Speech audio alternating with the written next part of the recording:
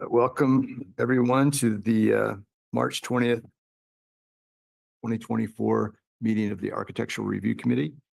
Present committee members, we have myself, Patrick Tregenza, Justin Pauly, Ed Hunter, Payam Ostavar, Eric Palmer, Shelley Smith. Kimberly Turgan is absent. Spencer, would you like to announce staff members present? Staff members present today are Principal Planner Fernanda Roveri, Planning Manager Levi Hill, Associate Planner Matthew Buggart, and Recording Secretary Spencer Argenbright.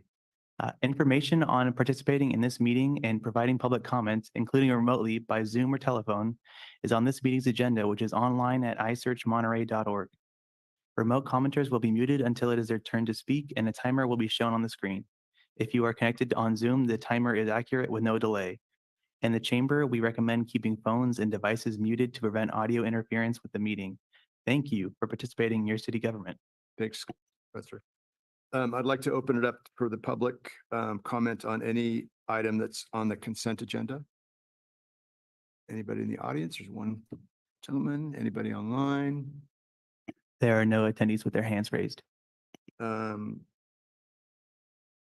there any public comments for anything that's not on the agenda, today's agenda? Can you first take a vote on the consent item? Oh, well, I didn't. Okay, right. Okay, so we're going to open the consent agenda. It's the minutes, basically. Do I hear a motion to approve the consent agenda? I move we approve the consent agenda, including last meeting's minutes. I second. Okay, all those in favor? Aye. Aye. Opposed? All right. Now we can ask if there any public comment on anything that's not on today's agenda. Anybody in the audience? Anybody online? I see no attendees with their hands raised. Okay. So then we are going to go to item number 3, consider 799 Grace Street. And Matthew Buggart, looks like you've got the helm. I do indeed. Pulling up the presentation. That's where my head's at. And I will share my screen.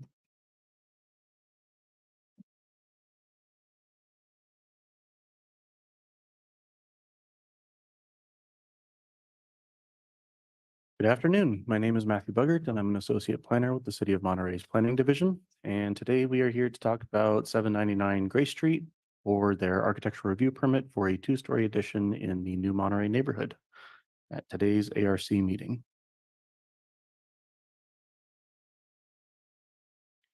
Some background on the project. 799 Grace Street is a 2-story residential building, an existing one in the New Monterey neighborhood. Most of the way up the hill on Grace Street and Irving Avenue. It has a residential land use and an R1-5 zoning for low density residential district.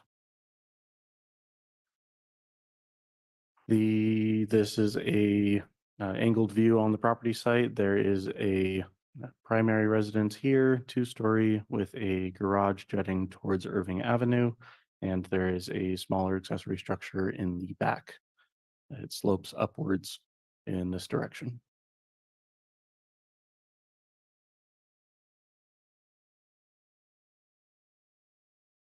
Materials and colors that would be used for the addition include a blue exterior, a red door matching what is its original red door, and natural wood detailing for a surrounding deck and refinishing for the garage.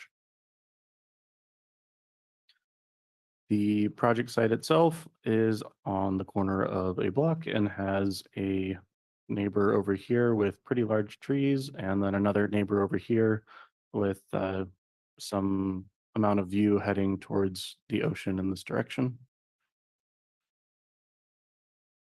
A 3D rendering of what is proposed. We'll move into what is before and after. We can come back to these slides, but the addition over here is the primary part of the addition that would be created along with this surrounding patio, and this connects flush with the backyard area to the back. So it kind of projects onto its first story, and then you can go down into the garage. This is another angle of it. So as mentioned from the top, it would just lead directly into the single story portion here, which is the second story, and staircases going down to the driveway and garage feature. This is the residence as it stands today. There is a portion that juts out here with a roof line, and this portion would be demolished and replaced with the second story addition over here in that wraparound balcony. The portion between the existing garage and an existing retaining wall here would be enclosed in, and the retaining wall replaced for soil stability to be able to support this upper portion up here. This is looking from Gray Street. Some of the windows would have some slight alterations and replaced with more matching windows on the lower side. This property was looked at by an architectural historian, and both found that the project was not, or the property was not necessarily historic, and that the updates would be fine for the relevance of the site. As mentioned from the western side, most of this area would be demolished to be able to attach to the second story addition, and a little chimney would be placed on top. From the backside, there are steps heading up the backside, which are kind of obscured by the hill. This is roughly what it would look like from the southern elevation.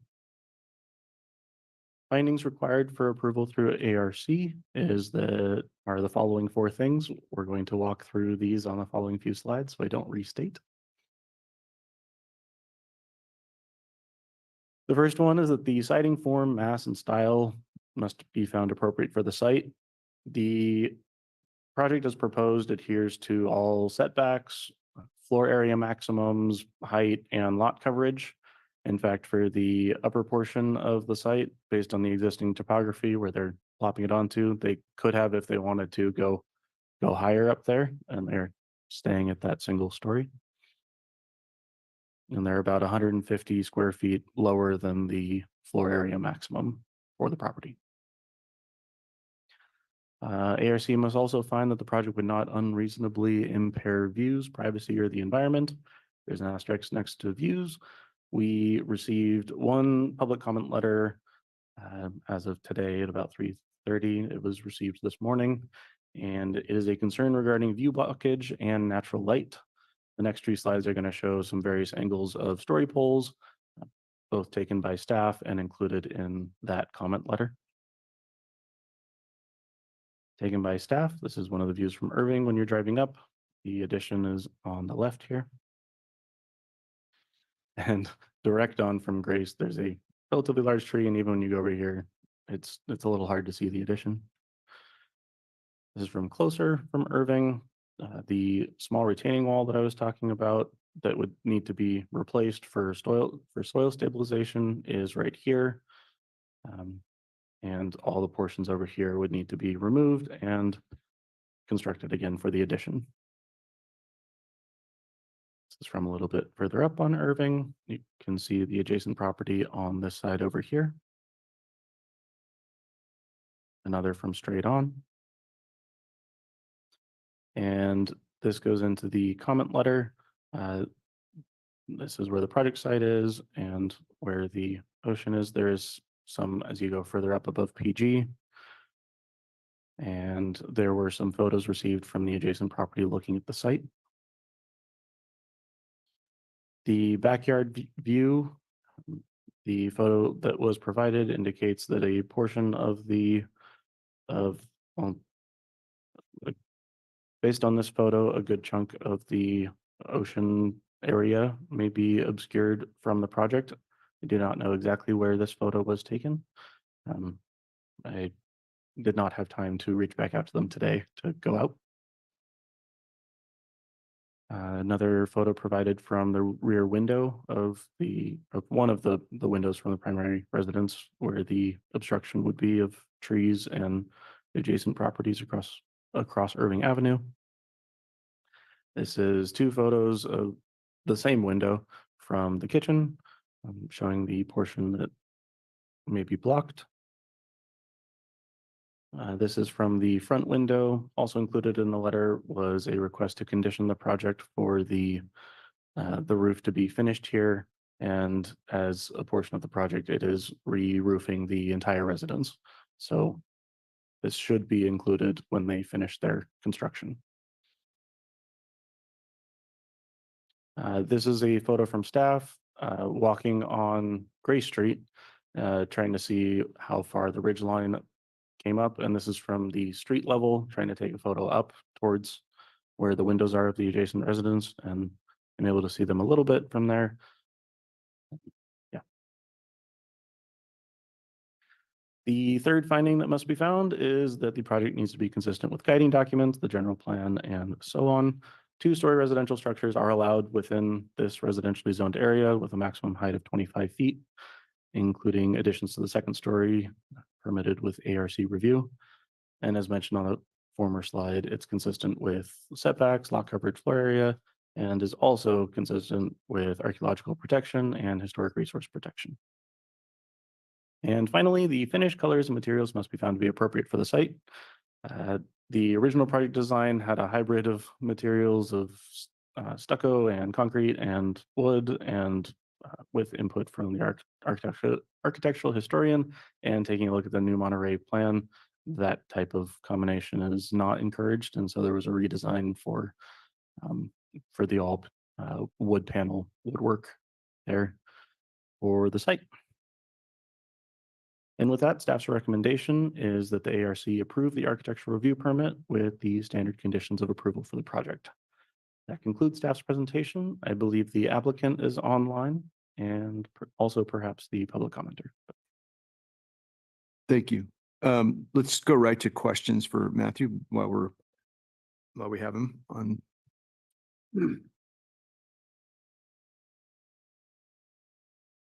I have one question on the site plan, page A03. You said the project is compliant with all of its setbacks, but that drawing seems to indicate that both the existing building and the proposed addition are extending over what they're calling a side yard setback, but it's hard to know what's the side and what's the rear. It's a corner lot, correct?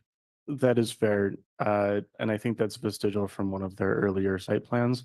The 10-foot assumption that they made on both sides of the property, most facing Irving and the property away from Irving, they put a 10-foot setback, and that is not necessarily the case. It is 10 from Irving Avenue, but it can be as close as 4 on the southern side of the property. And it gets a little more funky when you go into a second story setback. They originally proposed a 10-foot setback for that second story, and their second story went to where the wraparound deck currently is. And our setback from Irving Avenue is actually 15 feet for a second story addition. And so they also needed to redesign that to set it back further from the street. And they included a wraparound deck instead of moving that addition back. Additionally, on the back side, away from Irving Avenue, when you go to the second story, it is a 7-foot setback, and they are at 7 feet 10 inches. So it goes from 4 feet to 7 feet at that point. In fact, 4 feet is for R3. I meant a 5-foot setback for R1.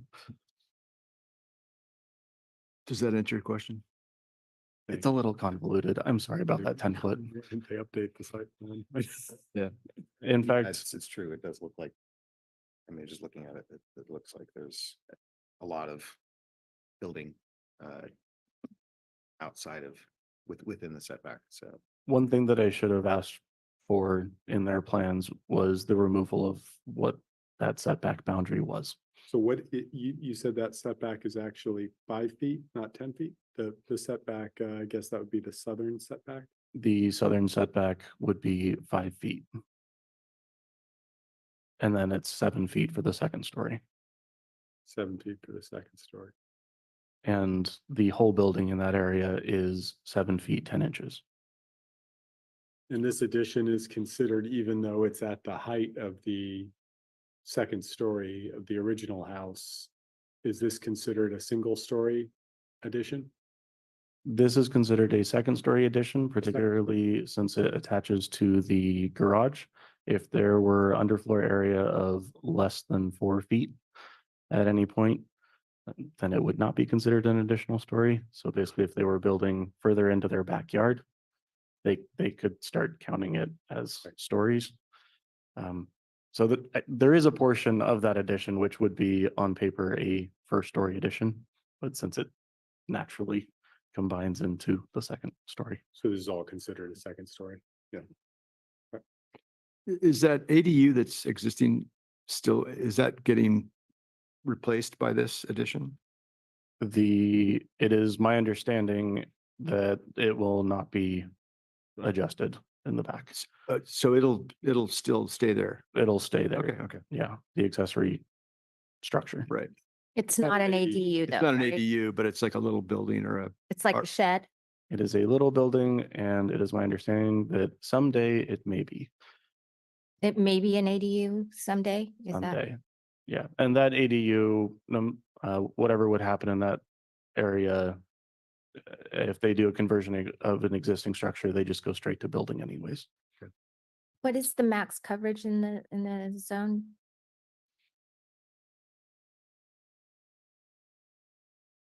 Fernando, would you? So mind? the lot coverage varies depending on whether the building is a 1 or 2 story building. So for 1-story buildings, it's the 40% lot coverage maximum. And for 2-story buildings, it's 35%. Okay, and proposed it will be how much? It's about In 34. the staff report, Don't have it in front of me. 17.9% building site coverage and that's existing 25.14% proposed building site coverage. yeah, it's proposed at 25%. Okay, thank And you. you said they can go all the way to 40? Well, they have a 2-story house, so they can go up to 35%.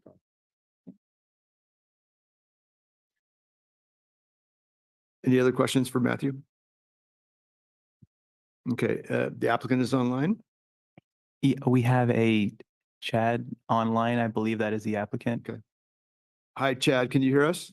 I will now allow Chad to speak 1 second. We're gonna allow you to speak. Can you hear me?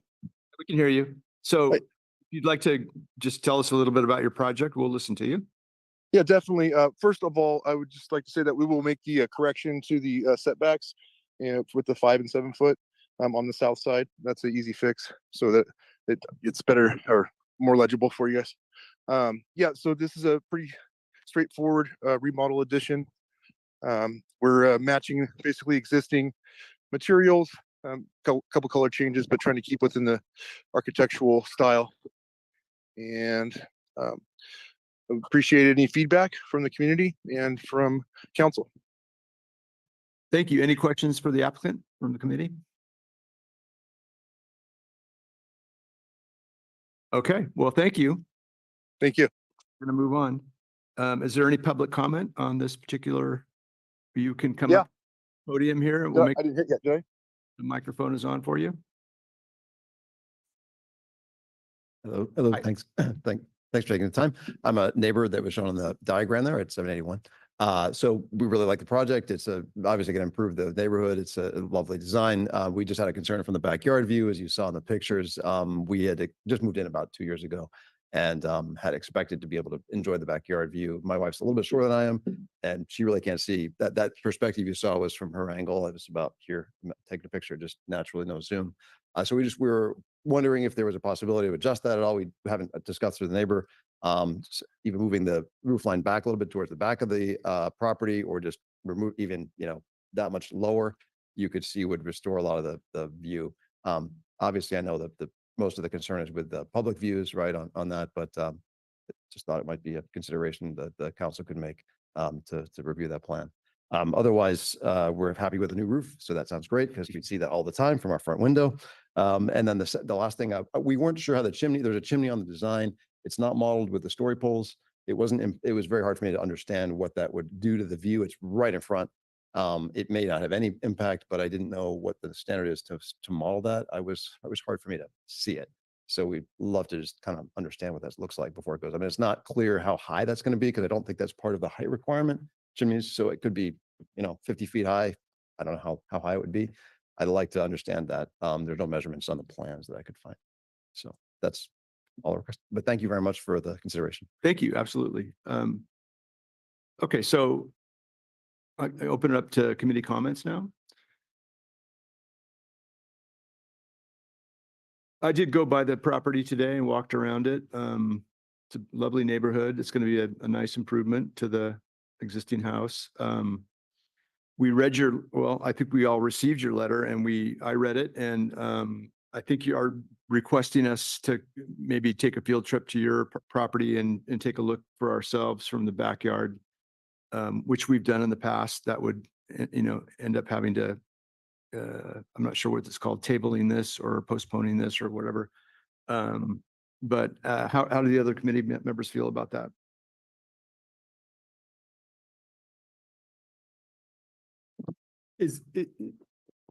Am I allowed to ask? I'm sorry.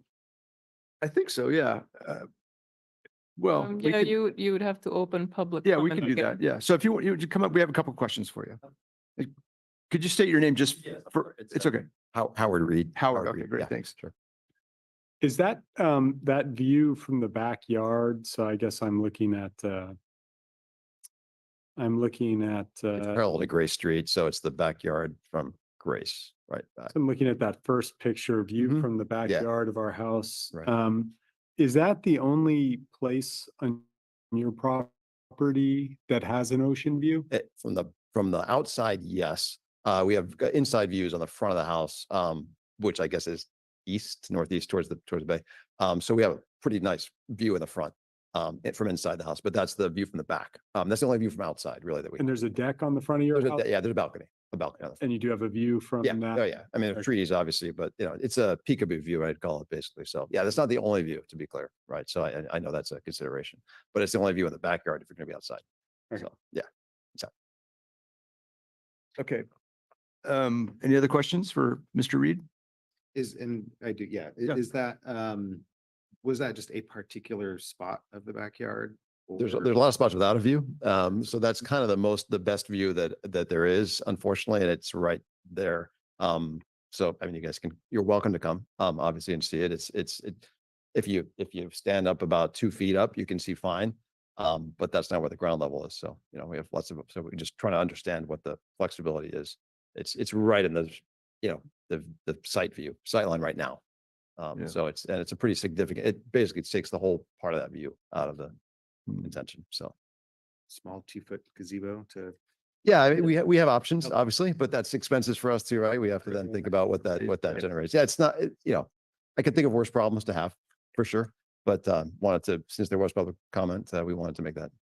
thank you for your reasonable comments. Yeah. Thank you again. Okay, so we'd like to open this item up for public comment once again. Is there anybody online, Spencer? And nobody in the room? Okay. So There, go- the applicant has their hand raised again. Okay, sure. We've got one agenda item, so let's, Can you hear me? Yes? go Yeah, ahead. I'm happy to meet with the neighbor as well. Okay. And discuss it. I'm sure we can make some alterations to accommodate, to help with the views. Great. Yep. Site visit. My contact is on the plans. You can reach out to me. Okay, we're gonna cut you off now, but let's talk about that as a committee and find out Okay. what we do moving forward. It's, Very good. obviously, the best way to kind of solve these types of problems is people working together, but Levi, Fernanda, can you shed light on this procedurally wise? Sure. If they're willing to make modifications to the design, then we would suggest just continuing the item to a date uncertain. If you're wanting to do a field trip, then we can go ahead and select a date for that and if the committee wants to do that. So there's kind of two different paths, it Okay. sounds like. My can- personal opinion is to continue this to a date unknown and let the applicant and the neighbor come to an agreement. That's my stance on that. I agree with that. I think it's always nice when people are willing to at least attempt to come to an agreement, because you are going to be neighbors and you are going to have to live in close proximity with each other. And as a former law enforcement officer, I know what happens when that does not occur. So I agree with Patrick's suggestion of tabling or continuing to day uncertain and give the applicant and the neighbor opportunity to discuss something that might work for both of them. I move that we table this to give the applicant and the neighbor an opportunity to discuss this and bring it back to us and see if site visit is applicable after that. I'll second that. All those in favor? Aye. Opposed? Okay, so we're going to continue this to a date unknown and share contact info between Mr. Reed and the applicant. And we will see this come back our way at some time in the near future. That's correct. And it'll be renoticed prior to that meeting. Okay, great. Thank you. And thank you applicant, if you're still, can still hear us. All right, so we're going to move on to, that's it. All right, planning office update.